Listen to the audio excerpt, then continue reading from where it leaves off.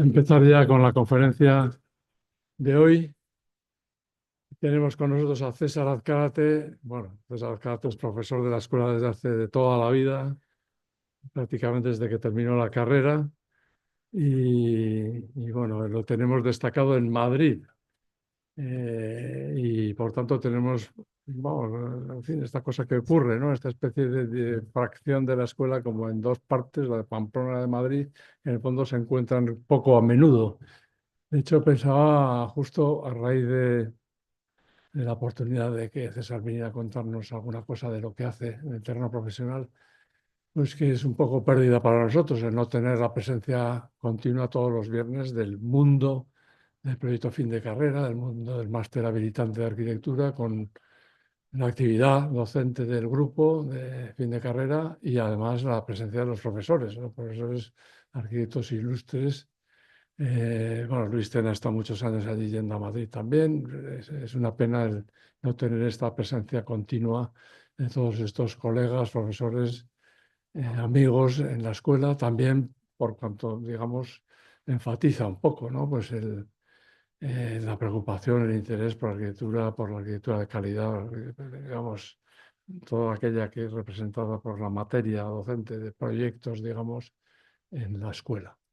Bueno, César es aparte de magnífico profesor y amigo, amiguísimo, pues es un arquitecto de, en fin, de Bilbao, o sea, ¿qué vamos a decir? O sea, la semana pasada teníamos una biblioteca de Miguel Ángel, hablando de una pequeña biblioteca prácticamente, y César, como arquitecto de Bilbao, viene con 6 estadios que ha seleccionado de entre los 40 o 50 que están haciendo, es decir, marcando nivel y poderío, ¿no?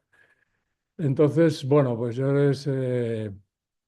pues había varias cosas que observar. Por un lado, César es una persona que tiene una trayectoria un poco diferente de la que hemos visto aquí hasta ahora, de arquitectos, pues quizá de perfil más autogestionario, por así decir, de estudios de arquitectura pequeños, que tienen alcance a un volumen de obra pues más acotado, más medido.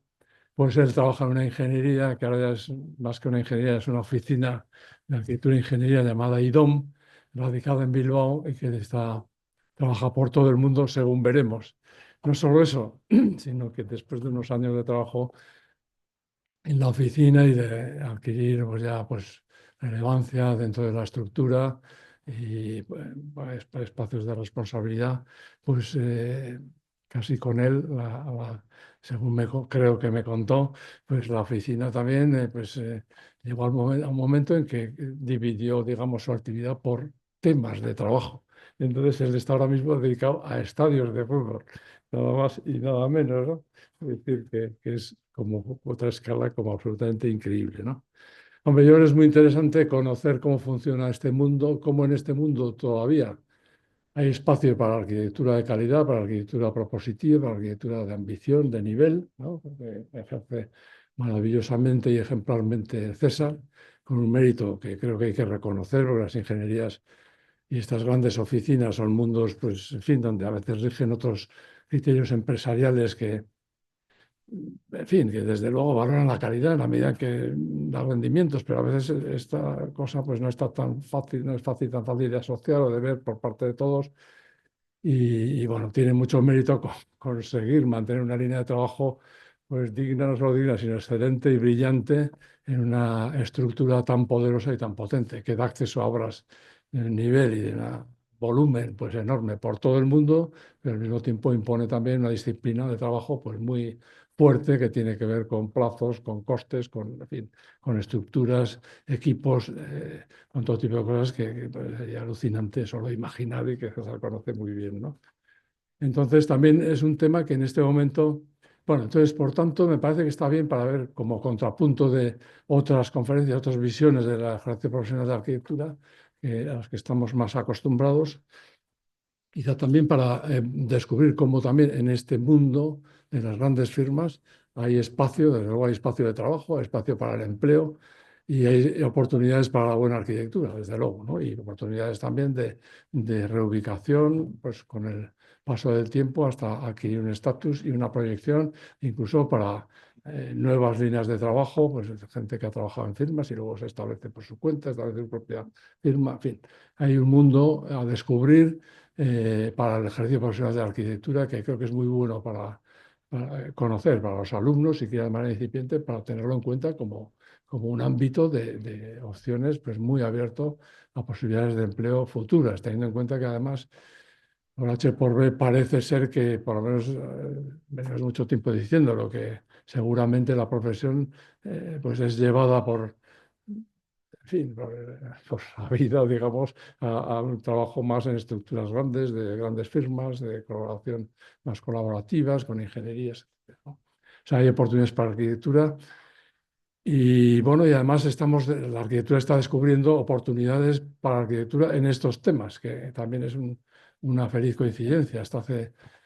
Bueno, no sé, pero en fin, quizás es un tema que está poniéndose de relieve en los últimos años, en las últimas décadas, ¿no? Como los estadios de fútbol, como las grandes infraestructuras son oportunidades inmejorables, increíbles para la arquitectura, oportunidades que no se pueden desaprovechar y que están ocupando la atención también y el trabajo de las primeras firmas de arquitectura del mundo.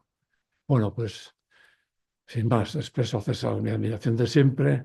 En fin, a pesar de ser de Bilbao, es un tío muy asequible y muy cercano y seguro que nos da una visión muy atractiva, muy interesante, muy elocuente también, muy instructiva de cómo se trabaja en estos mundos y cómo desarrollar también su labor.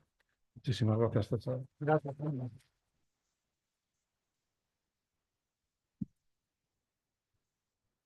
Bueno, muchas gracias, Juan Miguel, por tus palabras y tu introducción. Y la verdad es que es un gusto poder estar en mi escuela, en la escuela, pues tratando de contaros un poco esta experiencia sobre la arquitectura de los estadios. Son interesantes las reflexiones que hacía Juan Miguel al principio. Efectivamente, yo trabajo desde prácticamente que acabé en IDOM. IDOM es una firma de arquitectura, ingeniería y consultoría, lo cual pues, nos permite afrontar proyectos realmente complejos porque tenemos un poco a todos los profesionales que intervienen cada día más abundantes en proyectos complicados, pues tenerlos todos en casa, ¿no? Y eso pues es una ventaja para poder realmente afrontarlos. Yo también siempre he pensado que arquitectura se puede hacer, no creo que vayamos hacia ningún lugar, sino que la arquitectura y la arquitectura buena se puede hacer desde cualquier perspectiva. Creo que tenéis la suerte de estar en una profesión que os va a permitir eso. Seguramente os lo permite más ahora que cuando nosotros acabamos, o por lo menos cuando yo acabé, porque sí es verdad que cuando yo acabé, pues igual algunos, bueno, hay que decir que nosotros organizamos arquitectura dentro de IDON, que era una firma que ya existía sin arquitectura, y todos los que, por así decirlo, la fundamos, proveníamos de esta escuela. Compañeros de Juan Miguel, en fin, y de muchos de los que estamos aquí, y compañeros míos, y allí nació el germen donde todos vimos que era posible hacer arquitectura allí, cuando parecía complicado hacer arquitectura en un montaje más empresarial, ¿no? Como si dijéramos. Pero bueno, estos años hemos podido navegar por todas estas aguas y finalmente pues hacemos la arquitectura que creemos que nos toca hacer. Y nada, animaros a todos a que, bueno, voy a tratar de explicar las cosas bonitas que tienen estas grandes obras, ¿no? He titulado también la charla con tres palabras, además de las seis obras que vamos a ver, que son pasión, identidad y ciudad. Cuando uno habla de fútbol, hay muchísimas otras palabras que no que lo definen, sino que están alrededor de lo que llamamos la pelota, ¿no? La pelota es la que mueve todo.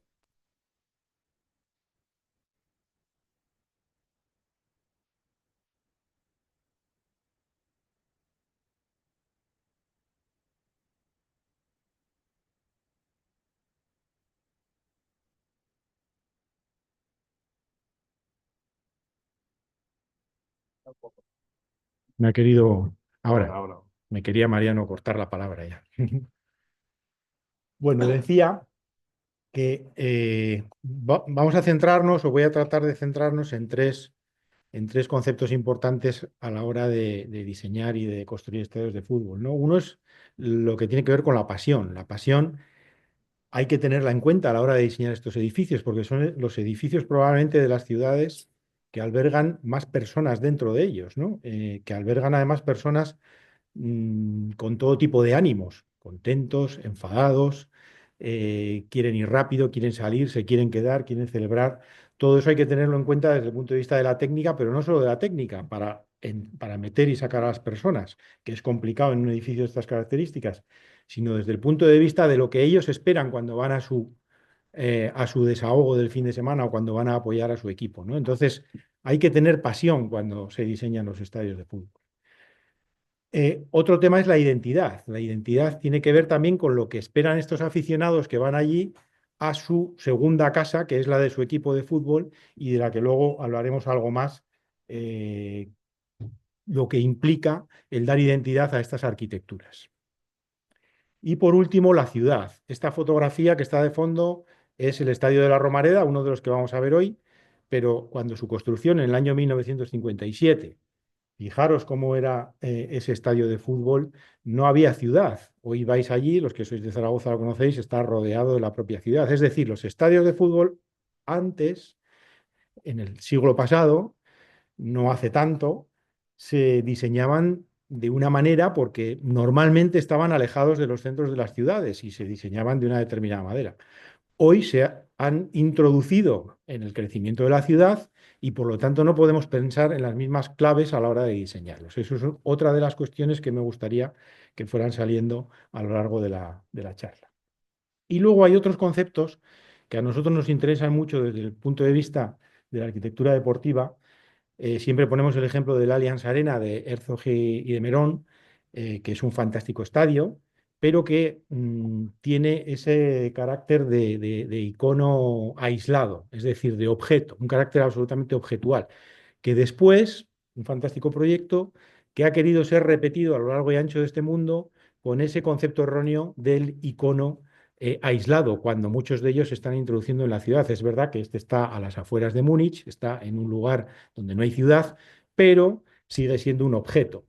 Cumplió su función hace años, o cumplió su misión, a mi entender, pero ahora hay que pensar en otras cosas. Por lo tanto, si vamos a la fotografía del medio, que es una de nuestra propuesta para el Camp Nou, eh, ya no tenemos que ver los estadios como objetos aislados, sino como integrados de manera urbana en las ciudades, por lo que decía antes, porque las ciudades, muchos de los estadios están en las ciudades, otros no, son suburbanos, muchos americanos que tenéis todos en la cabeza, etcétera, ¿no? También aquí.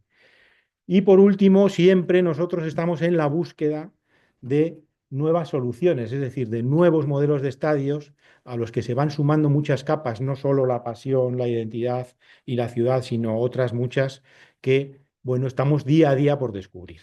Esta es una de las ideas que me gustaría transmitir. Y la segunda tiene que ver, y nos vamos a los tiempos de Roma, tenemos a la izquierda lo que es el Ágora romana, todos conocemos el lugar de relación, y tenemos en el medio lo que es el Coliseo, el lugar de los espectáculos.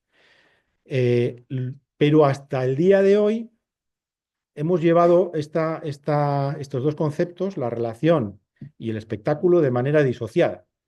Bueno, nosotros pensando un poco en esto, creemos que, fijaros, volviendo a Roma, pero si juntamos, como veis en el dibujo de la derecha, el ágora, el lugar de relación, y el coliseo, el lugar del espectáculo, son lo que por lo menos nosotros ahora estamos tratando de hacer en todos los estadios. Es decir, no considerarlos, volviendo a lo que decíamos antes del Allianz Arena, no considerarlos objetos aislados.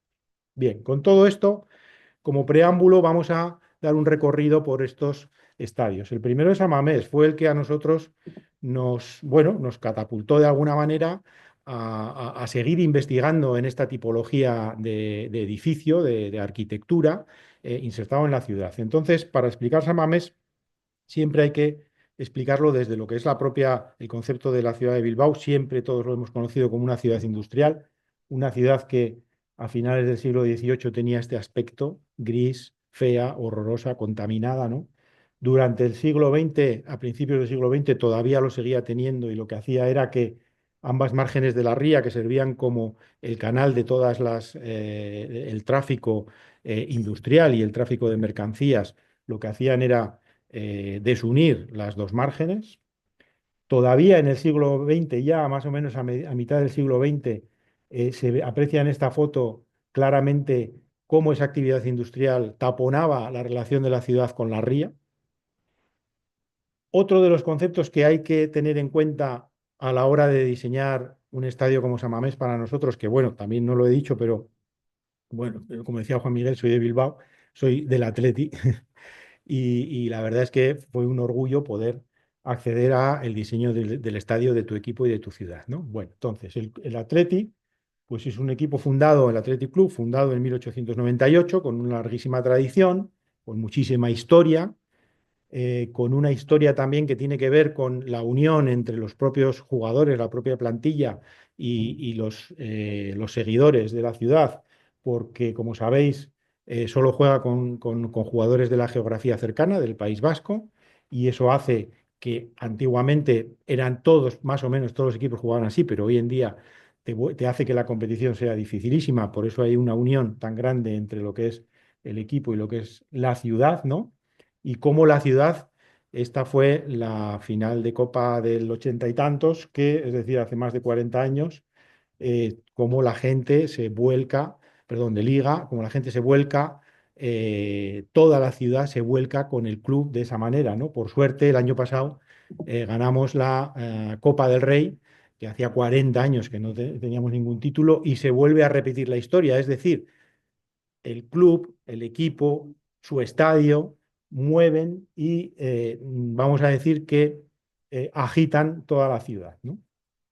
Y por último hay que tener en cuenta el antiguo estadio de San Mamés. El antiguo estadio de San Mamés, inaugurado en 1913 en el mismo lugar donde ha estado durante 100 años, que era conocido, al menos en España, como la Catedral del Fútbol Español, por la sensación de vivencia de fútbol que allí había y, por ejemplo, con una identidad también con la propia ciudad, en una fotografía de los años 50, finales de los años 50, cómo el estadio también ha ido respondiendo, porque es un estadio que ha ido creciendo desde la primera foto que habéis visto de 1913, como todos los estadios en España y prácticamente en el mundo, iban creciendo poco a poco, iban siendo añadidos de añadidos, pero como el estadio de San Mamés, con ese arco tan simbólico, no me digáis que no respondía al carácter industrial de la ciudad, ¿no? Entonces, eso también hay que tenerlo en cuenta a la hora de enfrentarse a un diseño como ese. De repente la ciudad de Bilbao pasa a transformarse en una ciudad cultural y de servicios con el famoso efecto Guggenheim, que no lo es tal, porque el Guggenheim no hizo todo esto, sino que fue una consecuencia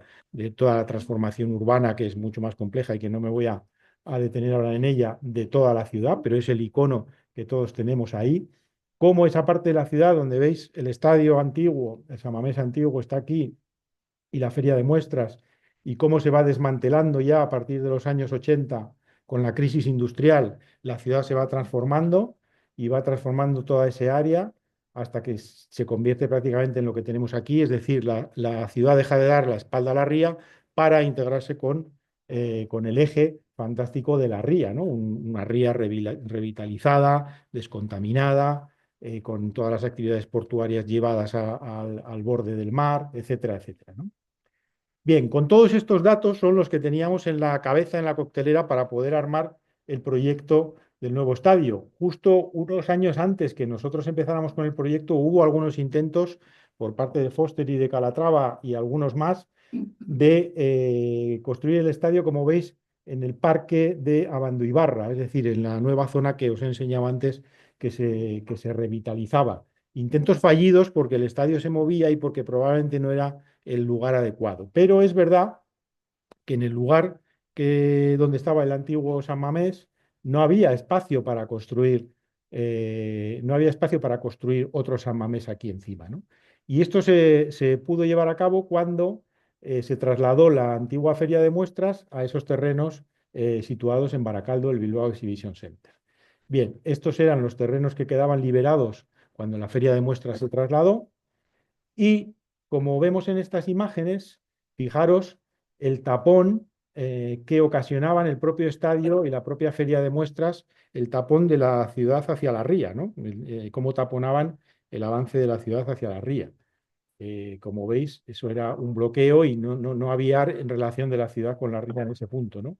Nuestra propuesta fue utilizar los terrenos de la feria de muestras y del antiguo San Mamés para generar esa apertura y esa ese posicionamiento nuevo de una pieza, de la pieza del estadio, como referente en esa zona de la ciudad y además abrir la ciudad hacia la ría, como estaba sucediendo en todo el resto de la ciudad.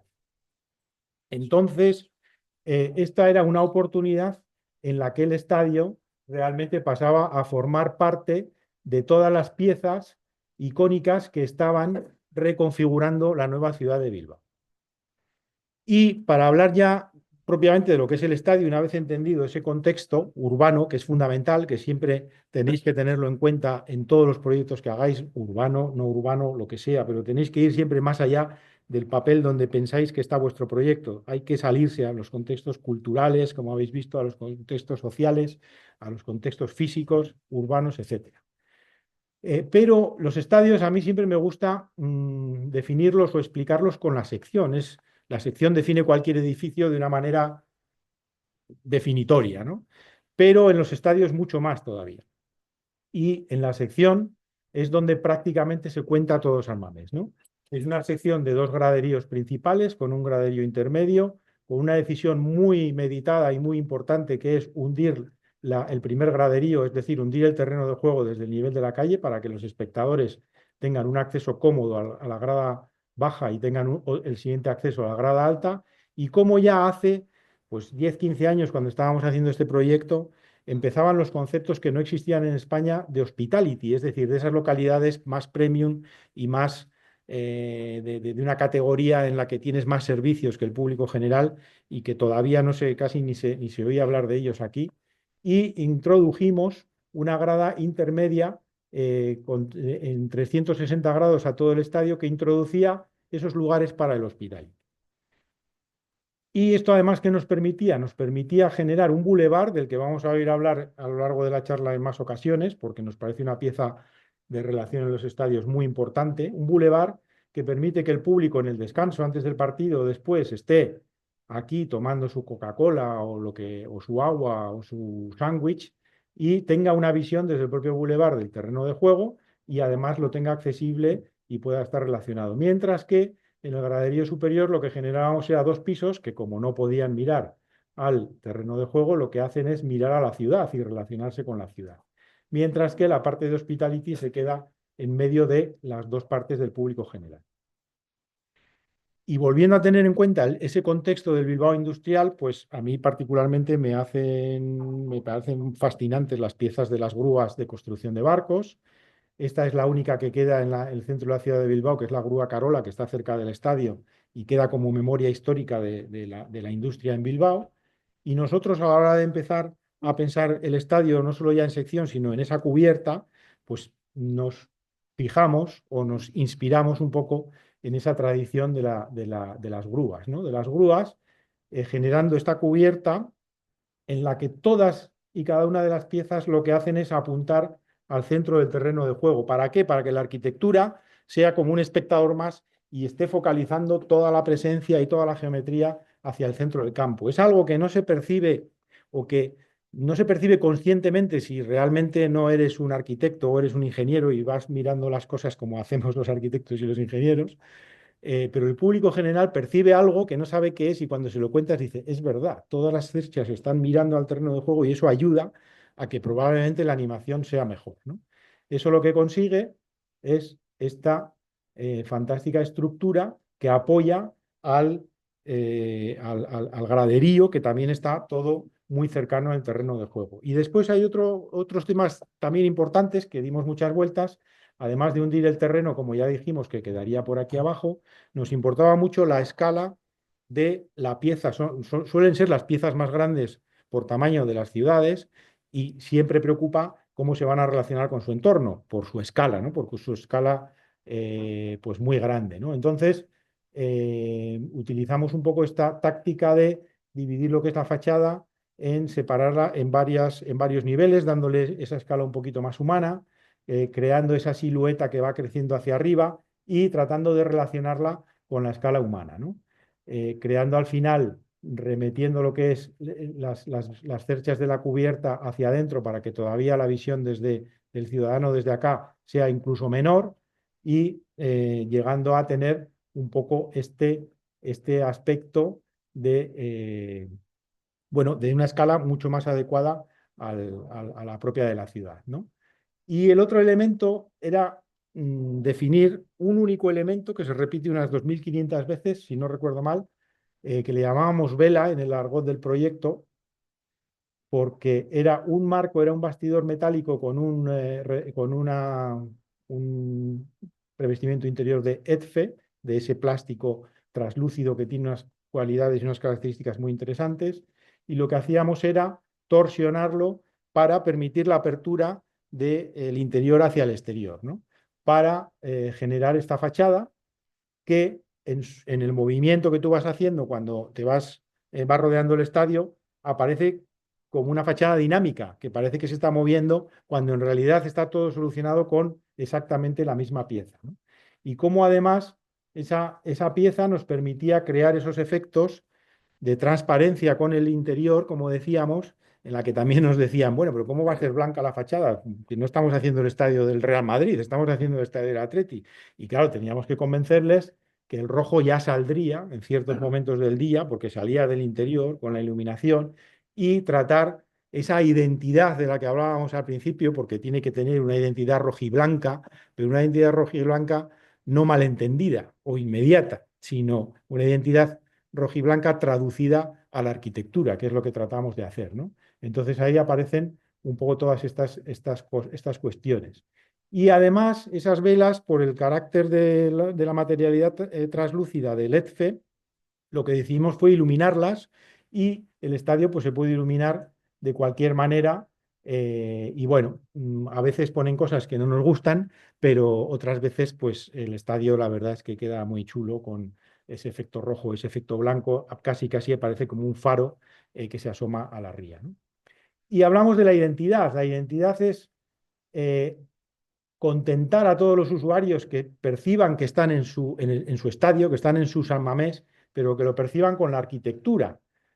Por eso, bueno, decidimos convencer al club de que toda la publicidad del estadio debía ir en blanco sobre fondo rojo. No sé si los más jóvenes no os vais a acordar, pero hace 15 años todos los estadios en España y diría que en el mundo tenían todas las publicidades del mundo de diferentes colores, verdes, rojas, naranjas, moradas, y aquello era un pupurrí, había un ruido que no había arquitectura, ¿no? Porque la fundía por el ruido. Nosotros decidimos convencer al club, que nos costó, a que esta era la casa del Atleti, a que el que quisiera publicitarse tenía que tener un respeto hacia tu casa y por lo tanto publicitarse en blanco sobre rojo, y sorprendentemente cuando lo hablaban con los sponsors no les pareció mal. Y este fue el primer estadio de España en el que se aplicó este criterio de cara a la arquitectura y a dar esa identidad, que es identidad del socio, pero es identidad del hincha del Atleti, pero es identidad arquitectónica del estadio. Y a partir de este estadio, la Liga, que como sabéis es la asociación de todos los clubes españoles de primera y de segunda división, decidió que todos los estadios de la Liga Española tenían que tener los colores corporativos de sus equipos. Y bueno, fue un logro que yo lo considero importante porque fue introducir en un mundo como es el fútbol, en un mundo como es el de la pelota, alguna característica arquitectónica que, bueno, pues cuesta introducirlas, ¿no? Bueno, entonces esa identidad se mantiene a lo largo de todo el estadio. Queríamos que todos los asientos fueran rojos, que el único blanco estaría en la cubierta, que luego la veréis, y luego el manto de césped verde fantástico, combinado con el negro de toda la estructura y de todos los pasillos, que decidimos hacerlos en negro porque es también el color del pantalón del Atleti, ¿no? El estadio, cuando está lleno, tiene una sonoridad increíble, es decir, esa sección que os he contado, con esa cubierta, con esas cerchas casi empujando hacia el terreno de juego y todas orientadas hacia allá, la cercanía de las gradas y de todo lo demás, lo que hacen es, esta diapositiva no es nuestra, nos la mandó un equipo de Alemania, el Hertha de Berlín, que midió la sonoridad en su estadio, que es el Olímpico de Berlín, que juegan allí provisionalmente, y se vinieron sin decir nada a nadie un día a San Mamés a medir los decibelios del estadio. Y claro, nos mandaron esto, 110 decibelios de todo el público gritando frente a 85 de un estadio como Berlín, que tiene incluso más espectadores que San Mamés. Y estaban encantados, decían, nosotros queremos otro San Mamés en Berlín, ¿no? Todavía no nos han encargado nada, pero bueno. Después, detrás de lo que es la grada, y es donde se cuece un poco todo lo que es el fútbol, pues detrás de la grada hay otras cosas. Son también otras cosas que hay que cuidar arquitectónicamente, como son, bueno, pues todas las escaleras de subida a la grada, a los dos pisos de grada alta, todos los accesos, etcétera, etcétera, y seguir dando un poco esa identidad, este espacio casi a triple altura, donde se producen los accesos para subir a la grada alta y el resto de espectadores entran de manera directa hacia la grada baja y darle un poco todo ese aire y toda esa identidad de la que hablábamos antes y esa relación con la ciudad mediante la fachada. Y ya más cosas de un detalle menor, los vestuarios muy sobrios, todos los acabados del estadio son muy sencillos y muy austeros. Este es el túnel de jugadores, que cuando hicimos Amamés no entraban las cámaras de televisión a los túneles de jugadores. Hoy todos los días las veis en el túnel de jugadores.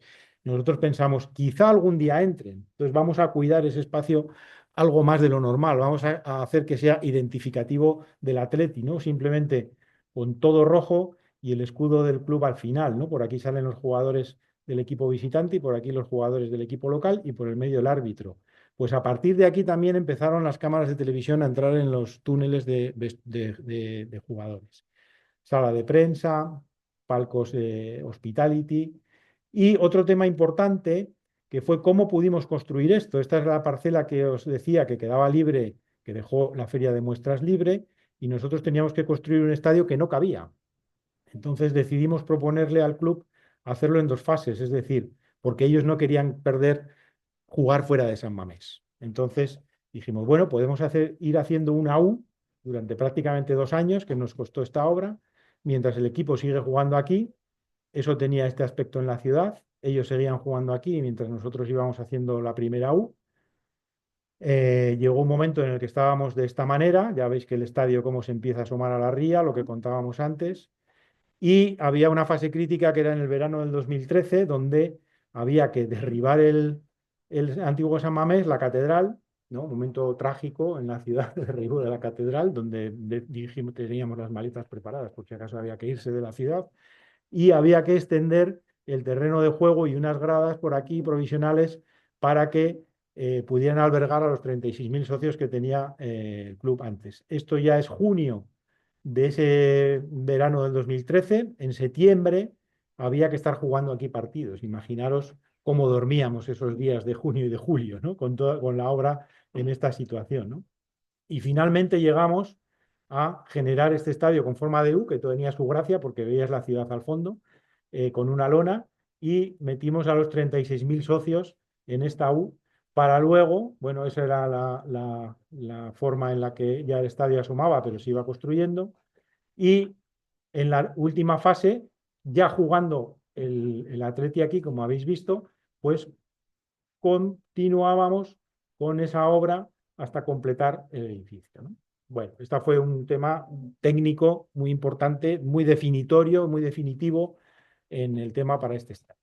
Y respecto a la fachada, pues también tuvimos que someterla, no solo el estadio, por su estructura a túneles de viento, que lo hacemos con todos los estadios, lógicamente, porque la influencia de las cubiertas es mucha desde el punto de vista estructural, pero también estábamos inventando algo raro y distinto para la fachada, con esas piezas que podían generar efectos raros y esfuerzos muy raros, y también decidimos someterlos al túnel de viento para generar luego esta visual de la que comentábamos antes. Y por último, y acabo con San Mamés, los otros son más cortos, os lo prometo.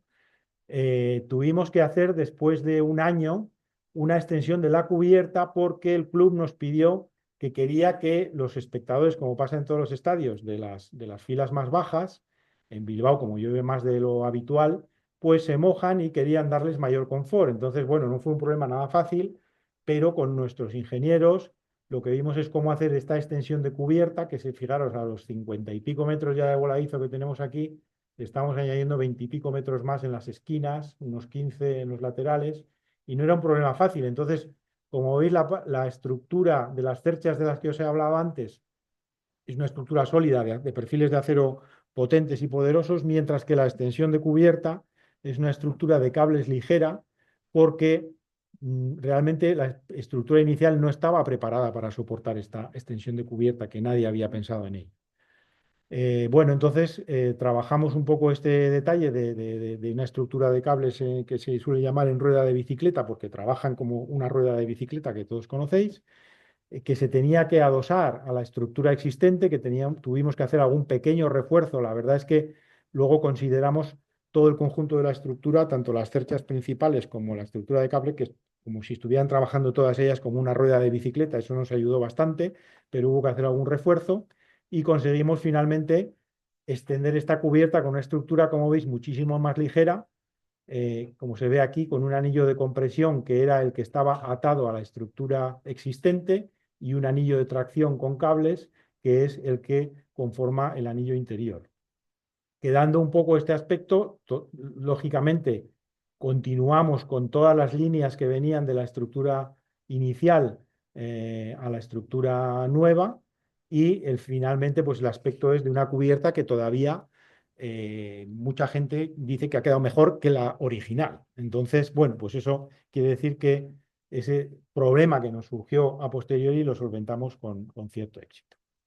Bueno, ahora vamos, estos otros espero hacerlos un poco más breves y si me paso de tiempo me decís, ¿vale? Porque no controlo el tiempo. Bueno, vamos con el Camp Nou. El Camp Nou es un proyecto que hicimos en colaboración con una firma japonesa que se llama Nikken Sekkei y con Fermín Vázquez B720, que ha sido, no sé si está este año de profesor en la escuela, pero ha estado otros años de profesor. Bien, pero el Camp Nou tiene una historia larga. Bueno, esta es la presencia del Camp Nou en la fantástica ciudad de Barcelona, increíble, ¿no? Todos seguramente lo conocéis. Pero la historia de este proyecto es Francesc Mitjans, que era fue un excelente arquitecto catalán, en el 1957 también, coincide con la Romareda, si os fijáis, generó este increíble estadio. Este estadio del Camp Nou, que es una pieza arquitectónica brillante. En el año 57 era una pieza arquitectónica muy brillante. Como veis, con dos gradas, aunque aquí parecen tres, pero son la primera baja y la segunda de acá. Pero fue construido así. En el año 82 se recrece, se hace una tercera grada que parte de la cubierta de la tribuna principal y va creciendo como si fuera un croissant, como un croissant que lo envuelve todo, ¿no? Como veis un poco en el esquema. Esta parte del crecimiento fue hecho para el Mundial del 82 en España y fue hecho con unas calidades que no tenían nada que ver con la estructura que se construyó en el año 57, por desgracia. Y nosotros, en el 2016, bueno, el Barcelona en el año 2016 convocó un concurso internacional para recrecer este croissant, vamos a decir, crecerlo por el otro lado y dejarlo de manera simétrica. Previamente había habido un proyecto de Foster que sería asimétrico, pero ya ese no duró mucho. Y aquí sí que se generó un concurso internacional donde la idea era recrecer este anillo. Nosotros presentamos este proyecto en compañía con Big y con Bas, es decir, con Bjarke Ingels y con Jordi Badía. Hicimos un equipo que presentamos un proyecto del que estábamos muy satisfechos, pero que es que tiene mucho que ver con lo que se estaba contando antes, ¿no? Es decir, el coliseo, el ágora, una cubierta, una técnica de cables, etcétera, etcétera. No me voy a entretener en este proyecto, pero nos ganó el proyecto de Nikken Sekkei y Pascual y Auseo, un despacho de arquitectos de Barcelona, con una idea que, francamente, yo creo que nos ganó bien ganados, porque esta idea de abrir el estadio, que era una de las que nosotros ya estábamos barruntando en otros proyectos, pero esta idea de abrir el estadio de esta manera, ¿no? Con estos voladizos y con estas terrazas, yo creo que fue una buena idea. Pero un proyecto que ya nacía mal, porque en los planos originales del propio Mitjans, él ya preveía el crecimiento de este tercer graderío de manera simétrica. Estos son dibujos de Mitjans, pero toda esta parte es la que, bueno, aquí vemos fotos del Mitjans original del 57, una obra increíble en el año 57 en España, si lo veis, a mí me parece brutal, de un trazo increíble y una buenísima obra de arquitectura. De hecho, y esto es una de las cosas importantes, el segundo graderío, que es este de aquí, está protegido patrimonialmente. Patrimonio lo tiene protegido. El primero no, porque ya con el Mundial del 82 se desconfiguró y además es un graderío que está apoyado sobre el terreno y por lo tanto no tiene unas características arquitectónicas interesantes. Bien, fijaros, ¿no? La marquesina de la tribuna, desde aquí nace todo el crecimiento de la tribuna 3, etcétera, etcétera. Bien, y después de ese concurso que ganó, como decíamos, Niken Sekei y Pascual y Ausió, ese proyecto se hizo pero no se llevó a cabo porque tenía muchos problemas. No vamos a entrar ahora en ningún detalle. Y entonces cuando entra esta nueva junta directiva nos pregunta directamente a nosotros si creemos que podemos hacer un proyecto todavía que supere a todo lo que se había hecho hasta ahora. Y nosotros decimos, pues creemos que sí, porque lo que hay que hacer es demoler el tercer graderío. El tercer graderío estaba en malas condiciones, generaba que no podías realmente hacer un estadio moderno porque te estaba impidiendo absolutamente todo. Y el segundo graderío no se podía tocar, que es este de aquí, que es patrimonio y es el original de Millans del 57. El primero, como digo, fue retocado y ya no es el original. Entonces, nosotros y nuestra aportación principal a este proyecto en el que nosotros ya no estamos metidos ni Niken Sekei, ni B720, ni DOM, no estamos metidos en la construcción de este estadio, porque hicimos este proyecto que es el que se está ejecutando, pero por decisiones de la propiedad lo decidieron sacar a una modalidad que hay ahora que se llama Design and Build, es decir, que la empresa constructora no solo la construye, sino que lo acaba el diseño definitivo, partiendo de nuestro diseño y nosotros, como eso fue así, una decisión de la propiedad, pues estamos fuera. Ya hemos diseñado el proyecto que se está construyendo, pero no estamos diseñando el último detalle y por tanto no estamos en la obra. Pero la decisión más importante, vuelvo a repetir, es generar un gap, un vacío, como veis aquí en blanco, tirar el tercer graderío asimétrico del que hemos hablado antes y construir un tercer graderío absolutamente nuevo, pero totalmente separado del Millans del 57. O sea, sería un poco, estos son los tres esquemas que hemos visto. Este sería el cuarto y definitivo, que es el que se está construyendo, el que propusimos nosotros. ¿Por qué? Pues primero, por respetar ese patrimonio de Millans. Es decir, eh, hay que proteger el graderío, entonces no puede ser que con el graderío que teníamos antes, que estaba además con unos problemas estructurales increíbles, es decir, optamos por hacer una solución absolutamente limpia, re- mm, o sea, restaurar perfectamente el graderío de Millans, limpiarlo, porque estaba también lleno de muchísima porquería, limpiarlo y generar que todas las instalaciones y todas las necesidades que tiene que tener un estadio moderno del siglo XXI se produzcan todas en la corona de 360 nueva que proponíamos nosotros. Como veis, con un orden estructural muy potente, casi como si se tratara de una obra potentísima de ingeniería civil, que lo vais a ver aquí. Esta es la sección original de Millans, bueno, perdona, la sección existente antes de las obras, con la tribuna, como veis aquí, y esta es un poco la sección que nosotros proponíamos, es decir, con solamente dos potentísimos pilares, generar el tercer graderío, pero además introducir dos bandejas de hospitality. ¿Os acordáis la que hemos introducido en San Mamés? Una solo.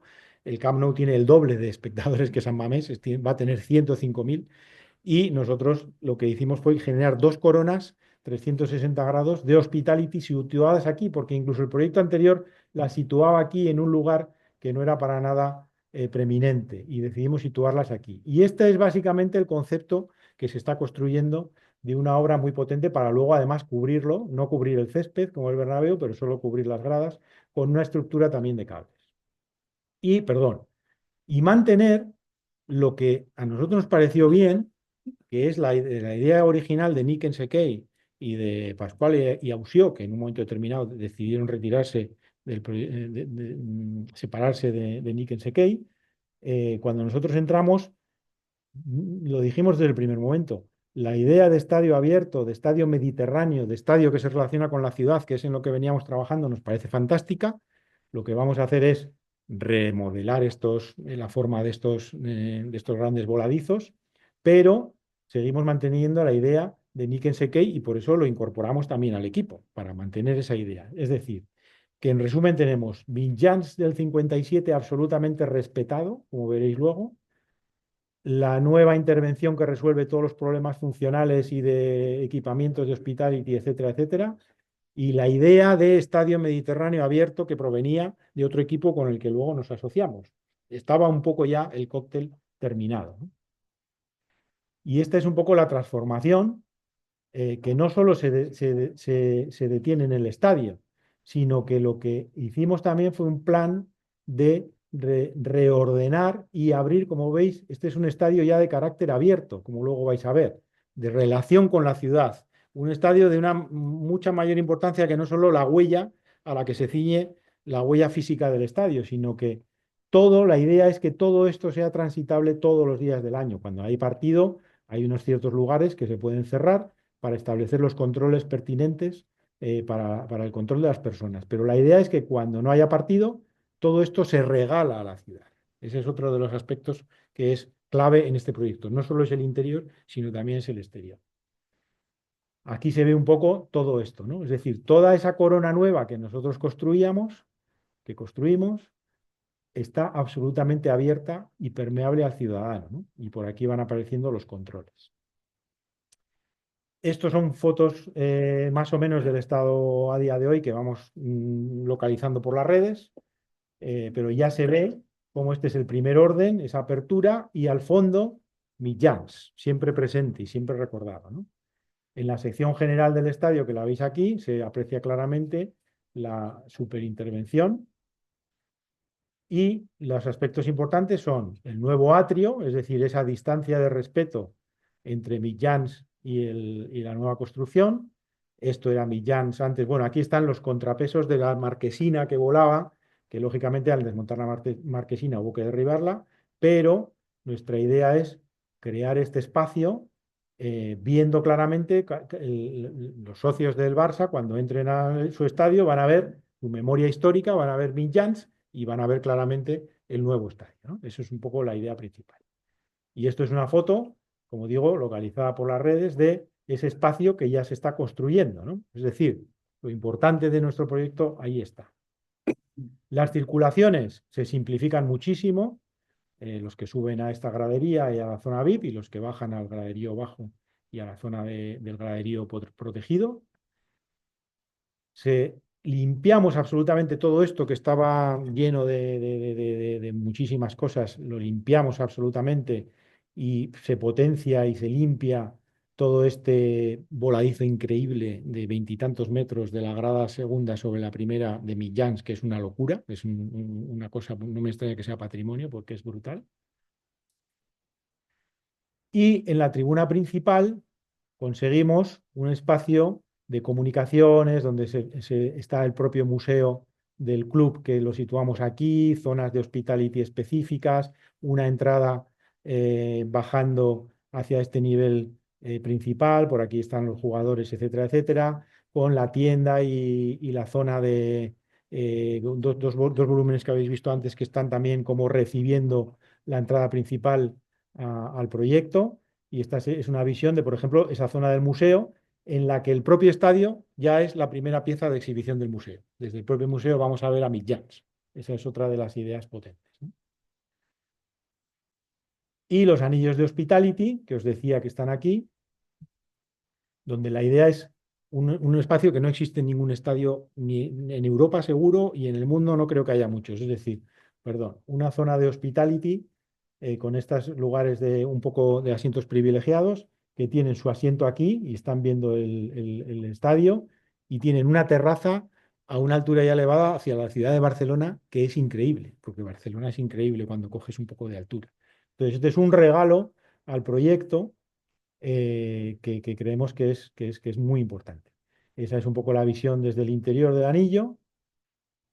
Y la tercera grada, en la que el público también ya va tomando altura y el público general, sin ser hospitality, tiene ya unas vistas sobre la ciudad, ¿no? O el mirador, creamos este mirador 360 grados también, abierto a la ciudad, desde la que por supuesto se ve el mar y al otro lado se ve el Tibidabo, las montañas, Montjuïc, también se ve todo lo que es todo Barcelona. Con un poco esta idea de, bueno, aquí se ve el Collserola, es decir, que el estadio es no solo el interior, sino es también ese estadio mediterráneo abierto a la ciudad de Barcelona y produciendo todas esas conexiones con la ciudad. Esta sería un poco la visión: primer graderío, segundo graderío patrimonio con el voladizo increíble, dos anillos de hospitality, tercer graderío y la cubierta.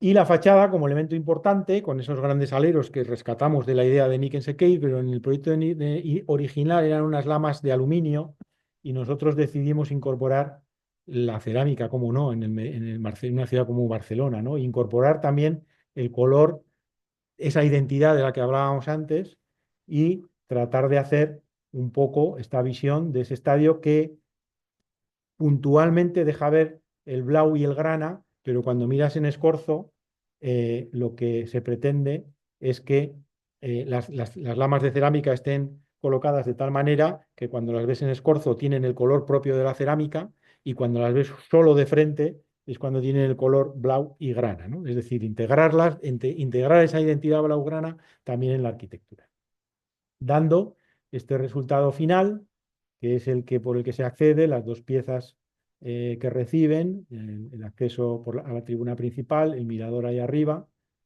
y esta entrada, como veíamos, el niño mirando aquí un poco casi el sueño del estadio. Bien, vamos al Sevilla, otra ciudad diferente. Bueno, el San Mamés está construido, el Camp Nou está en obras, el Sánchez Pizjuán está en anteproyecto. Ya veremos si acabamos construyéndolo, ojalá que sí, ¿no?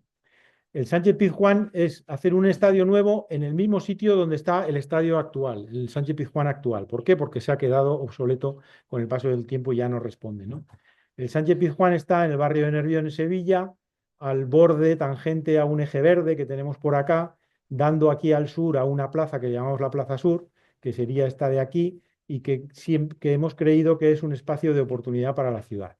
Teniendo en cuenta conceptos como la ligereza de la cubierta y las sombras, la fachada que tenga esa identidad y la plaza como elemento urbano importante de lo que es este estadio actual, nuestra idea es que haya una relación mucho más potente norte y sur, que el edificio empiece a interaccionar con el norte y sur, porque con el este y el oeste está un poco peor, de tal manera que abramos el estadio hacia el sur y casi casi lo remetamos hacia el norte, con una parte más popular y otra parte que sea capaz de albergar todos los usos que tiene que tener hoy en día un estadio moderno, ¿no? E incorporarle una cubierta más necesaria que nunca en una ciudad como Sevilla para proteger de la sombra a toda esta plaza nueva que creamos también como un regalo del propio Sevilla o del propio estadio a la ciudad. Generar luego bueno, no me detengo mucho, meterle también todos los usos que tiene que tener un estadio moderno y generar finalmente un poco esta idea de continuidad del espacio, ¿no? Y en sección, como hemos dicho que en sección se definen todos los proyectos, como habéis visto, pues es una sección de este tipo, es decir, hacia el norte el estadio como que se mete hacia adentro, mientras que hacia la Plaza Sur lo que hace es proyectarse hacia afuera, y la propia cubierta del estadio lo que hacemos es prolongarla para generar esos espacios de sombra. Es decir, empezar a tener un poco esas visuales, estos lugares de estancia, de sombra, de que el estadio, en lugar de ser como es ahora, absolutamente cerrado y que no interactúa con la gente más que cada 15 días cuando hay un partido, que la gente venga a hacer ciudad y hacer vida todos los días del año, un poco con esta nueva Plaza Sur que incorporamos, y donde el estadio se va proyectando y va saliendo y la cubierta va generando esas sombras y actividad todos los días del año. Hay un mural que ellos lo quieren mantener, que es este, y bueno, nos pareció el mejor lugar en la parte de acceso de la tribuna principal. Hay que desmontarlo de sitio y cambiarlo, pero es esa parte de la identidad contra que ahí no podemos luchar. Es una decisión del propio Sevilla que ese mural tenga su protagonismo en el nuevo estadio, y nosotros pues lo tratamos de integrar.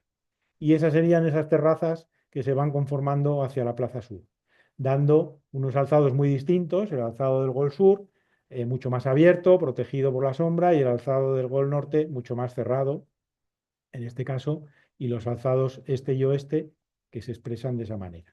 En el interior, hemos creado una especie de un HONEM, es un concepto inglés de fondo popular continuo, como el del Borussia de Dortmund, que también lo conoceréis, y vamos a ver si lo podemos hacer. El Sevilla está muy a gusto con esta idea.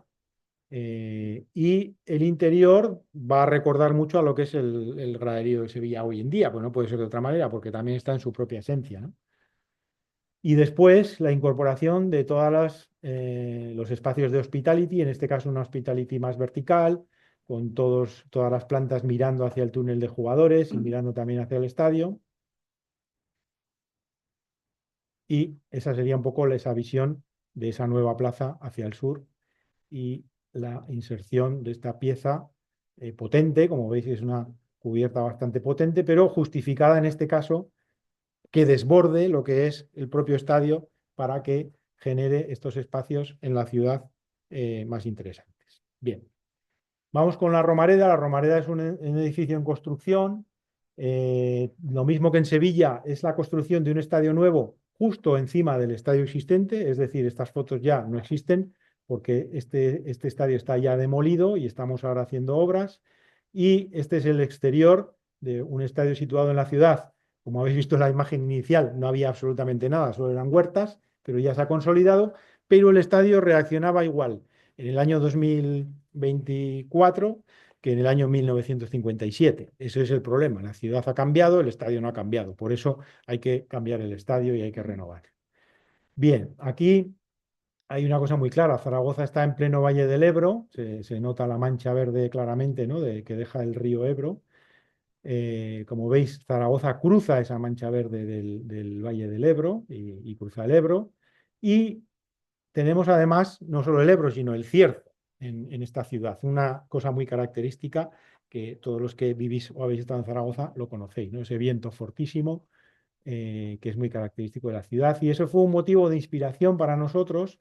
Aquí es donde está la Romareda, como veis, en el centro de la ciudad, la Romareda donde ha estado siempre, y nosotros proponíamos esta inserción de esta pieza nueva, inspirada y decíamos, ¿no? Modelada por el Cierzo, es decir, una pieza más compacta que las otras que igual habéis visto hasta ahora, pero por razones de dimensión del lugar, pero cuyas fachadas y cuyas cubiertas estén modeladas realmente por el Cierzo, ¿no? Es decir, no generar un objeto aislado como era hasta ahora la Romareda, sino empezar a jugar con el entorno urbano y también con los flujos de las personas y con el flujo del Cierzo para generar ese estadio que ahora veremos, ¿no? Además, había que introducir un programa de usos terciarios bastante grande, de unos 20.000 metros cuadrados, que los hemos introducido en las dos tribunas largas, generando un poco esta sección conceptual, donde por un lado está el fútbol, como siempre, compacto, cercano, muy presionante sobre el terreno de juego, pero además teníamos que conformar estos otros dos edificios de terciario, generando también estos gaps entre lo que es el estadio y los nuevos usos, y también con las posibilidades y las sinergias que se crean entre este edificio y el propio estadio de fútbol, que veremos a ver el tiempo lo que hizo, ¿no? Esta era una sección de la Romareda actual, que ya tenía un edificio, que era el edificio de urbanismo de Zaragoza, que estaba pegado, no sé muy bien por qué, decidieron poner el edificio de urbanismo acá y no se usaba para nada en el estadio, pero estaba ya pegado. Y esta es la sección en rojo de la nueva Romareda. Como veis, el salto es bastante brutal, bastante importante. Lo que sí desaparecen son las torres, porque ahora la iluminación de la cubierta, la iluminación va incorporada en la cubierta. Y este es un poco renders de imágenes del interior de la Romareda, donde, lo que no me he detenido, pero ya vamos a ir un poco más rápido, donde siempre hay dos graderíos de público general. Hemos introducido dos bandejas de productos de hospitality solo en las tribunas largas y no lo hemos introducido en las tribunas de goles, porque estas son, vamos a decir, más populares que estas otras, donde se aprecia un poco toda esta unidad también de lo que es el estadio y donde aquí hay un dibujo conceptual de esa sección con las dos bandejas de hospitality, las zonas de jugadores, etcétera, etcétera, que utilizamos para darle identidad no solo al estadio por el exterior, sino introducir esa identidad zaragocista en todos los interiores del estadio, que veremos algunos de ellos, ¿no? Aquí vemos edificio terciario con las escaleras que van subiendo para el público general. Y lo más interesante también es la desvinculación de la fachada respecto a la cubierta para generar aquí una terraza a 360 grados, un poco como hemos visto en el Camp Nou, y además una cubierta que, como veis, responde de manera diferente hacia los lados de la ciudad y hacia el viento, ¿no? Y esa cubierta se va modelando de alguna manera para permitir siempre ese paso 360 grados, pero se convierte en un elemento diferenciador también y bastante identitario de este estadio, ¿no? A diferencia de otros. Las plantas, no me detengo en ellas, pero son muy sencillas. Esta es la planta del bulevar, también originamos un bulevar como en San Mamés, porque el público general entra de manera directa de la calle a todos los puntos de este bulevar. Ese bulevar tendrá este aspecto en lo que son las tribunas largas y este otro aspecto en lo que son los goles, es decir, con un voladizo aquí también muy considerable que hemos querido, no es un homenaje a Mick Jazz, pero casi, ¿no? Y que ahora mismo, esta es una foto de hace 10 días, se están construyendo ya en el Gol Sur, es decir, ya no está la Romareda, está en el Gol Sur y estamos con todas las cimbras de todos los pórticos de esos nuevos graderíos. Una entrada de la zona VIP directamente a la calle, desde la calle. Y aquí veis otra planta, pues no voy a poner más, donde se ven los usos terciarios y en este lado también los usos terciarios, pero que ayudan a todas las zonas de hospitality del estadio. Estas son las zonas de público general, con las fachadas donde no hay edificio terciario, los palcos VIP, esa terraza en la que la protagonista va a ser el despegue de la cubierta, mirando también hacia diferentes zonas de la ciudad, y los espacios de los jugadores que cada vez quedan más expuestos y más abiertos a la hospitality. Acordaros de San Mamés, os había dicho, cuando hicimos el proyecto de San Mamés, no entraba ni una cámara de televisión, no entraba nadie más que los jugadores. Hoy ya entran cámaras de televisión y entran espectadores VIP que están mirando cómo. Entonces, el fútbol va cambiando también, va evolucionando. Entonces, nosotros la transformación que estamos tratando de introducir en todos los estadios es ser sensibles no solo a la ciudad, sino también al fútbol, ¿no? Lo que pasa dentro, ¿no? Y generar estos espacios que son siempre también tan interesantes. Y después otra vez la escala, ¿no? El tema de la escala en la ciudad. Aquí está el Auditorio de Zaragoza, una pieza grande de la ciudad, pero que casi se queda pequeña con el tamaño del estadio, pero hemos querido controlar también mucho ese diálogo entre lo existente en la plaza de Eduardo Ibarra, donde por aquí están los niños jugando, etcétera, etcétera, y la cubierta que se despega como siendo sensible al cierzo, ¿no? Y esta imagen ya de todo el entorno, una imagen nocturna. O esta otra desde la calle de la avenida principal, ¿no? Y allá al fondo la plaza de Eduardo Ibarra. Bien. Bueno, el Claró Arena es un estadio también que acabamos de terminar en Chile, la ciudad de Santiago, una ciudad increíble, al borde de la cordillera, y aquí está toda la ciudad, una ciudad fantástica también, y nosotros estamos, en este caso no estamos en el centro de la ciudad, estamos a las afueras de la ciudad, estamos casi, casi al borde de la precordillera. Entonces, esa es la característica principal que nos ha regido un poco el diseño de este estadio. Ya no estamos pensando en claves de ciudad, estamos pensando en claves de territorio. Este es el estadio que tenían ellos hasta el concurso que convocaron y que ganamos. Un estadio de una sola grada, enterrada casi en el desnivel, porque este es el desnivel hacia la precordillera. Bueno, aquí lo veis un poquito mejor. Tenía un pequeño edificio que servía a la tribuna principal, pero estaba como desangelado, ¿no? Nuestra estrategia de proyecto fue pensar en el estadio actual, generar, trabajando con la sección, el nivel del bulevar y añadir un segundo graderío para incrementar la capacidad del estadio que tenía 14.000 o 12.000, pasarlo a 20.000, que es lo que ellos nos pidieron, generar un segundo graderío y un elemento mucho más liviano, más ligero, que casi estuviese flotando sobre lo que sería el zócalo construido del bulevar y el que estaría más ligado al terreno, ¿no? Con este sencillo croquis es con el que arrancamos ese concurso, ¿no? Se ve un poquito mejor aquí del graderío original, del estadio original, que se ve aquí un poco más en negro, cómo vamos generando lo que es todo el bulevar, después el segundo graderío con unos elementos importantes en las esquinas que hasta ahora nosotros no habíamos probado, porque tampoco daba para llenar todas las esquinas con graderío y decidimos introducir los usos de hospitality en las 4 esquinas. Y después un elemento mucho más ligero de la estructura de la cubierta y la fachada. Ahí vemos un poco ese esquema conceptual de dónde estaba el estadio y la ciudad de Santiago y la precordillera. Y este es un poco ya el resultado final en este paisaje tan increíble donde las montañas te abruman, ¿no? Las montañas de la precordillera te abruman, pero como nuestro estadio lo que quiere es plegarse, es decir, construir ese zócalo muy anclado a la tierra, pero una estructura mucho más liviana, como se ve aquí, que se vaya, asentando, ¿no? Aquí ya vemos una sección más técnica del graderío, el existente, el nuevo aquí, que es Hospitality, y el nuevo aquí, que es público general. La cubierta, en la que decidimos también establecer colaboraciones con empresas locales. En Chile se trabaja mucho la madera y establecimos colaboración con empresas locales para hacer una estructura de madera mixta, en realidad es mixta de madera a acero. Las luces no son muy grandes porque veis que es un estadio más pequeñito respecto a los otros, y aquí veíamos viable introducir esa particularidad local también de la madera en este proyecto. Esta es la sección por los goles.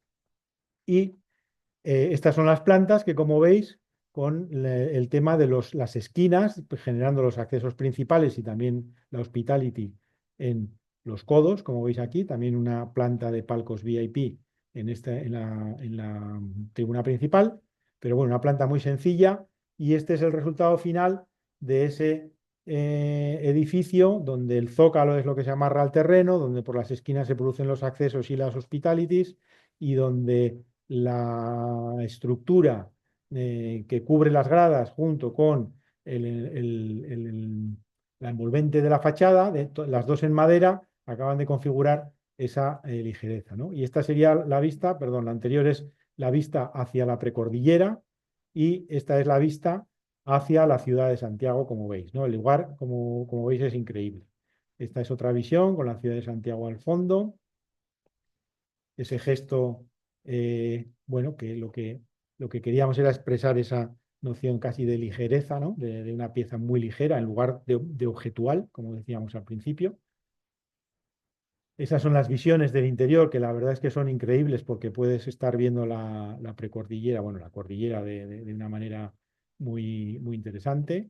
Un estadio sencillo, de 2 graderíos. Otra vez el concepto de bulevar, como veis, que nos parece siempre un lugar muy bueno para todos los estadios. Bueno, allí a las esquinas en Chile las llaman codos. Los codos, ya esto se ha quedado con el nombre de codos, donde están unas zonas de hospitality. Más imágenes. Es muy bonito cuando entra el sol por la tarde, filtrado por la madera y la propia estructura del estadio. Otra visión de los codos. Un detalle de la estructura de madera mixta con metal. El bulevar, como veis aquí. Y ese espacio que casi es de regalo, ¿no? Que nos regala el estadio, donde, bueno, veis un poco aquí la construcción de las vigas de madera metálicas, el cierre de la fachada, el zócalo de hormigón más pegado al terreno, detalles del trabajo que se hizo con todo el tema de las ramas de fachada, y este regalo que da desde ese espacio que veíamos antes con una terraza mirando a la ciudad de Santiago, ¿no? Estas otras visiones interiores, un estadio súper austero, todo hormigón y madera y lo que habéis visto, y la visión desde los codos de la parte de hospitality, o estas vistas que te regalan las entradas cuando vas a entrar al estadio por los codos, que te regalan a este pico es en Manquehue y a la ciudad de Santiago. Esas entradas por debajo justo del zócalo más potente de hormigón, que entras a los codos ahí arriba para producir la entrada al estadio, y el vestíbulo de la zona de hospitality en la tribuna principal, muy sencillo también, todo hormigón visto, con un poquito de madera muy sencilla y la escalera que te va subiendo. Y acabamos ya, si me dejáis 5 minutos, con el último que hemos presentado recientemente, que también es un anteproyecto, que es para el Real Racing Club en la ciudad de Santander, ¿no? El Sardinero. Esta es una foto del Sardinero de 1890, donde se crearon los campos de sport del Sardinero. Los campos de sport del Sardinero, por eso se llama así el estadio, le llaman el Sardinero, pero el estadio se llama los Campos de Sport del Sardinero. Los campos de sport del Sardinero fueron unas instalaciones deportivas que se crearon en 1913 en un lugar que era lugar de pasto, marismas, dunas, un lugar que no servía para nada y que acabó teniendo los campos de Sport del Sardinero. En el mismo año, en 1913, se funda el Real Racing Club. También es un club pues, ya histórico en España. Y en 1970, esto era cómo habían crecido los campos de Sport del Sardinero, construyéndose en un estadio con una tribuna principal muy interesante, muy de ingeniería civil, pero muy bonita. Pero estaba aquí muy cerca del Sardinero y finalmente en este otro terreno de aquí decidieron construir ya en el año 88 este otro estadio que, como veis, pues es el típico estadio de España, absolutamente confinado en sí mismo. Pero nosotros al analizar, esto es lo que os quería decir, o sea, cuando vais a enfrentaros a un proyecto tenéis que hacer un análisis que puede ir desde muchísimo más lejos que el propio entorno, ¿no? Nosotros nos dimos cuenta que Santander y el Sardinero está situado en esta línea tan fantástica que une los picos de Europa con el mar, ¿no? Aquí está el Sardinero, bueno, aquí está la playa del Sardinero y aquí está el estadio del Sardinero, con esta unión rodeado de paisajes naturales increíbles, la propia ciudad de Santander. Y esto fue un poco nuestra inspiración, ¿no? Aquí vemos en una sección de situación, que a mí me gusta deciros siempre a todos en clase que no solo hay que hacer las plantas de situación, sino las secciones de situación, se ríe José, ¿verdad? Porque lo hemos insistido mucho. La sección de situación nos dice que el Sardinero está en un sitio increíble, probablemente es el estadio mejor situado de todos los estadios de España. Es decir, estamos aquí al lado de la playa del Sardinero, entre el mar y la montaña, porque tenemos un poco esta mezcla, ¿no? Esta mezcla de lo que es Cantabria. Cantabria es mar y montaña, entonces no estamos haciendo solo el estadio del Racing, estamos haciendo el estadio de Cantabria, ¿no? En esta ciudad, Santander, que tiene estas vistas tan increíbles, ¿no? Esta es la vista que tiene, una vista desde el mar del Sardinero actual, con las montañas ahí al fondo, ¿no? Y dices, bueno, ¿qué otro sitio mejor para un estadio, ¿no? Pero resulta que este estadio, que esto es toda la vaguada de las llamas, que es una vaguada verde, una operación urbana interesante en Santander, con un parque verde, pero el estadio tiene adosado un parking de superficie de 26.000 metros cuadrados, más grande que el propio estadio, una locura dedicada en medio del Sardinero a parking, ¿no?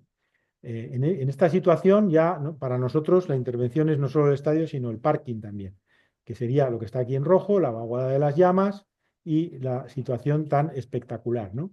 Y la falta de actividad real, toda la actividad en Santander está concentrada aquí, salvo la actividad de la playa que está aquí en el Sardinero, y sin actividad en este lugar. Eso es con lo que nosotros, junto con el Racing, decidimos actuar. Es decir, no podemos limitarnos a hacer una intervención dentro de los muros del estadio, sino que la intervención tiene que ser urbana. Les convencimos de eso y nos dijeron que sí. ¿Por qué?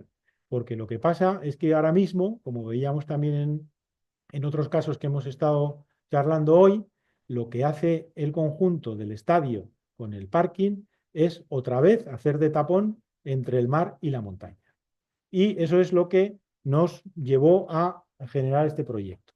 Además, nos dimos cuenta que estudiando el plan estratégico de la ciudad de Santander, que tienen hasta el año 2055 como estrategia de ciudad, ya calificaba este punto de aparcamiento como que tenía que pasar de antiguo aparcamiento a espacio naturalizado y central de barrio, una infraestructura de escala ciudad. Aprovechamos eso para hacer no lo que es ahora hoy el Sardinero, que lo vemos aquí como un objeto aislado, sino como hacer un estadio que estuviera absolutamente relacionado con el mar y la montaña. Es decir, pasar de esto, del muro del estadio de los años 50 y que no ha evolucionado hasta hoy, a un estadio que se abra a la ciudad.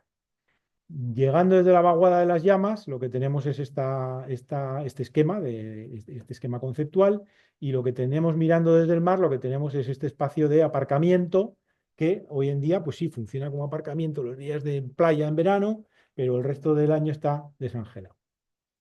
Y la intervención que proponemos es básicamente esta. Esta es una sección actual del estadio. Aquí está el Sardinero. Nosotros proponemos hacer un parking ligeramente inclinado para generar una plaza verde, crecer la tribuna que da hacia el mar con unas terrazas abiertas hacia el mar y crecer la tribuna que da hacia la montaña también con un mirador hacia la montaña y crecer en el único sitio que puede crecer el estadio, que es en las tribunas largas. Este sería un poco la intervención vista en perspectiva. Hundimos un poquito el terreno para inclinar el aparcamiento, subimos el otro lado para generar una plaza verde.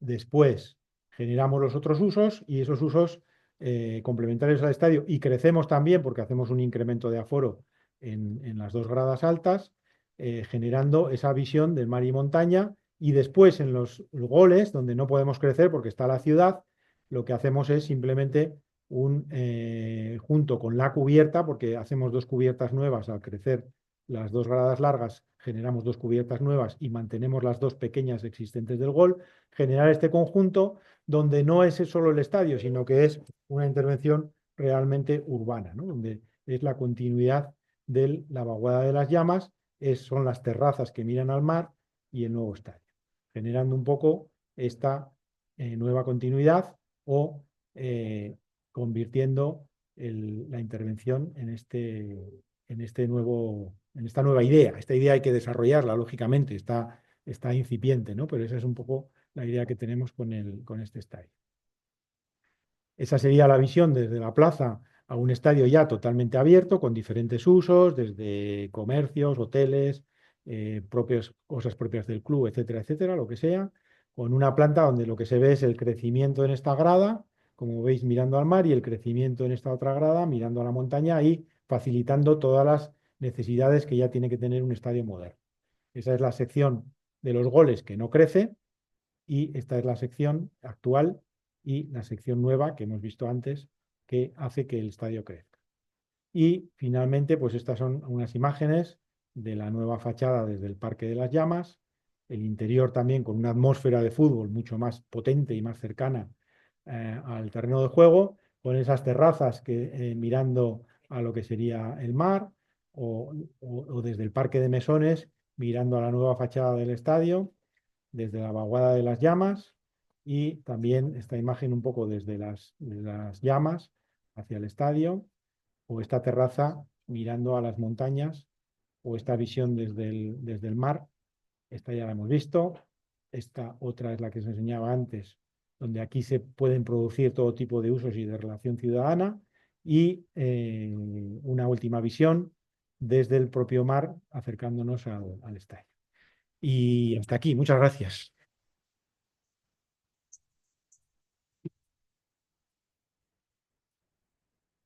Perdón perdón por la extensión. Me ha alargado más me ha alargado más de lo previsto, pero si queréis alguna pregunta, yo dispuesto, ¿eh? No tengo problemas. Pero sé que es un poco tarde. Nos hemos quedado sin palabras. Gracias.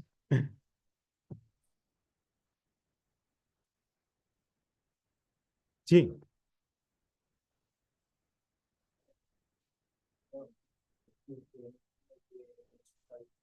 Tan plagado de ingenieros todo, ¿qué capacidad tiene un arquitecto de meterse de lleno en él? Bueno, no diría yo que está tan plagado de ingenieros, en el mundo de los estadios. Lo que pasa es que hay muchos estadios, bueno, hechos por arquitectos, pero que probablemente, pues con un enfoque igual diferente al que yo he tratado de transmitiros hoy en la charla, ¿no? Es decir, el resumen es: no os fijéis, si alguno tenéis la suerte de poder diseñar algún día un estadio de fútbol, no os quedéis en el graderío o la entrada o el límite. Pensar en amplio, pensar en la relación y pensar en la importancia que esta pieza, una de las más grandes, como digo, de las ciudades, de cualquier ciudad, tiene una repercusión brutal en lo que pasa a su alrededor. No solo a su alrededor, sino mucho más allá. En el caso de Santander, por eso lo he dejado para el final, estamos hablando de los picos de Europa. Es decir, la relación del estadio con los picos de Europa. Claro, esto lo descubrimos cuando fuimos a ver el Sardinero actual. Hicimos la visita por todos los sitios y tal, y de repente dijimos al de mantenimiento: queremos subir a la cubierta. ¿Para qué? Si no hay nada que ver allí, está medio con goteras y no sé qué, ¿para qué vais a subir? No, no, queremos subir. Cuando subimos y vimos lo que había y veíamos el mar y veíamos las montañas, dijimos: aquí está el proyecto, menos mal que subimos. Es decir, tenéis que estar atentos a todo eso. Entonces, cuando da igual que el que se enfrente a este problema sea un ingeniero, o sea un arquitecto, o sea un hincha, un aficionado al fútbol, si lo miras con estas sensibilidades, el resultado será bueno. Nosotros en la Escuela de Arquitectura, nosotros los profesores tratamos de mostraros un poco todo esto en los proyectos. Entonces, bueno, por eso yo quería traer un poco a colación estos temas de estos 6 estadios para que veáis cómo hay que enfrentarse a elementos de estas características, ¿no?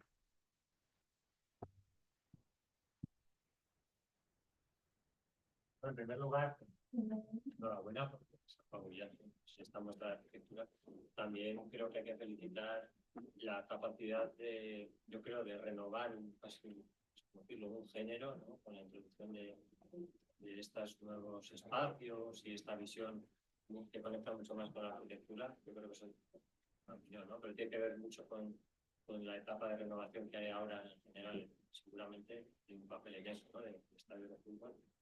También decir si sería capaz de hacer el estadio para el mejor equipo del mundo, dependiendo al Racing, ¿no? Sería algo muy acogotante. No, pero quería invitarte a hacer una reflexión acerca del aforo de los estadios, ¿no? Porque es una cuestión que con la introducción de estos nuevos espacios de hospitality y otros muchos más que ven, en general los clubs ven oportunidades también de negocio y de diversificar un poco también sus ingresos, ¿no? Sus fuentes de ingresos. Al final, los aforos de los estadios, cuando es algo que yo cuando era pequeño era un dato muy claro, ¿no? De la potencia del club, era un dato, bueno, Maracaná era el estadio más grande del mundo, ¿no? Y parece que se ha venido, se mantiene constante últimamente, ¿no? No estamos viendo grandes esfuerzos, a pesar de que hay clubs de tamaño medio que tienen números de socios bastante altos, ¿no? Y estamos viendo clubs que tienen casi el 90%, 95% de los asientos ya están asignados a los socios. Entonces no sé cómo lo ves, si es algo que a futuro va a cambiar. Me ha sorprendido, por ejemplo, el Camp Nou, que tenga un número tan alto de localidades. Bueno, es un tema que sale siempre cuando te enfrentas al proyecto, siempre está la discusión del número del aforo, siempre, pero no lo sabe ni el club, es decir, se barajan siempre muchísimas cifras y entonces hay que empezar a hacer pruebas, a ver hasta dónde llegas, dónde no llegas, cuánto te cabe, cuánto no te cabe, cuánto ellos esperan vender, cuánto no, etcétera, etcétera. Bueno, el Camp Nou te ha sorprendido, son 104.000, pero date cuenta que hoy en día, bueno, hoy ya no porque está demolido parte del estadio y está en obras, pero el anterior tenía 99.000. Solo, entre comillas, digo solo, van a crecer de 99.000 a 105.000 en una obra de casi 1.000 millones de euros. Entonces dices, ¿hay que gastarse 1.000 millones de euros para crecer solo en 5.000 espectadores? No, porque lo que cambia es el estadio de manera radical, lo que cambian son los productos del hospitality, lo que cambia es la afluencia que el estadio va a tener en la ciudad. Es decir, se ponen en juego muchísimas otras cosas que antes no se ponían en los estadios, que ahora sí, y que tienen quizá más importancia que el tema del aforo. Es verdad que hay una tendencia a que no crezcan demasiado, no tiene mucho sentido hacer aforos grandísimos, porque además depende de si el equipo sube, baja, está primero, está segundo, juega la Champions o no la juega. Y nadie se quiere encontrar con estadios vacíos, cada vez menos. Por eso hay que usarlos más tiempo y hay que hacerlos de un número que dé satisfacción a todos los números de socios que se quiera hacer, pero que tampoco se exceda, porque además los ingresos y el retorno de los ingresos ahora ya viene más de los tickets más caros, que son los de hospitality, que de los del público general. Eso como una reflexión un poco general, por eso no crecen demasiado. Zaragoza no va a subir. Sí, sí, Zaragoza tenía 30.000 y ahora va a tener ¿Va a 43.000. subir la plaza? Ah, tiene... Vamos a preguntarle a los zaragocistas que hay por aquí, a ver qué dicen. El Racing está primero ahora, de segunda. Está en- Eso te va a influir. No, hay otras cosas que tienen que ver más con la política municipal y tal, que influirían más que si... Como casi todos los estadios en España, como la mayoría, son municipales. El de Racing es municipal. Ahora ya hay algunos que no, pero muchos son municipales y lo que tienen son convenios y concesiones con... El de Chile es Universidad Católica. Es Universidad ¿Está en Católica. primera? Sí, está en primera, sí. Tiene fama. Sí, eso es de los buenos de Chile, sí. Pero Chile el fútbol no es una superpotencia. Respecto a este tipo de proyectos, ¿Consideras que igual la intervención de remodelación del Sadar, este concepto de irse más, de relacionarse más con la ciudad, es una ocasión perdida? Yo creo que el proyecto de remodelación del Sadar está súper bien. Me parece un proyectazo. Y además en la relación. Bueno, yo creo que la tiene. Probablemente en las claves en los que los autores han pensado en ellas, pero yo creo que el Sadar ha pegado un cambio muy bueno, muy para bien, ¿eh? Esta relación por calidad-precio, hay una Sí, relación sí, sí. calidad-precio porque era una de los Sí, condiciones. sí, sí, sí, sí, sí, sí. Sí, sí, sí. Sí, sí. O sea, había la idea, digo, que estos están hechos con otro planteamiento distinto, ¿no? Se pueden comparar. Sadar era una cosa más apañada y yo creo que dado la situación, era muy Mm. Sí. 40 millones de percentil. En ese sentido, 40 millones de percentil. Mm. Claro, claro. lo decía en ese sentido. Evidentemente, con lo que se ha invertido, posiblemente la solución es excepcional, ¿no? Pero era Bueno, como se ve, los estadios no solo a veces se construyen de nuevo, sino que también se transforman, ¿no? Entonces, bueno, pues eso, hay esas dos posibilidades. Hay otros debates de si construimos nuevo, reformamos, bueno, lo de siempre. Pues depende de cada caso. Hay que estudiar muy bien cada caso y luego según el estudio te va diciendo si conviene reformarlo o si conviene tirarlo. Hemos visto el caso de Sevilla, el caso Romareda. Hicimos incluso en la Romareda hicimos propuestas de reforma en lugar de nuevo y no cuadraban, no salían, no tenía sentido. Y en Sevilla nosotros no, pero sí gente de Sevilla hizo propuestas de reforma y tampoco tenían sentido. Entonces ya cuando llegas a esa situación dices, no se puede reformar, hay que hacerlo de nuevo, ¿no? Aunque sea en el mismo lugar, que puede parecer absurdo, pero cuando lo estudias bien te das cuenta de que no. Las típicas secciones de los graderíos que generan estas sensaciones muy variables, tanto de percepción para el público como para el propio futbolista.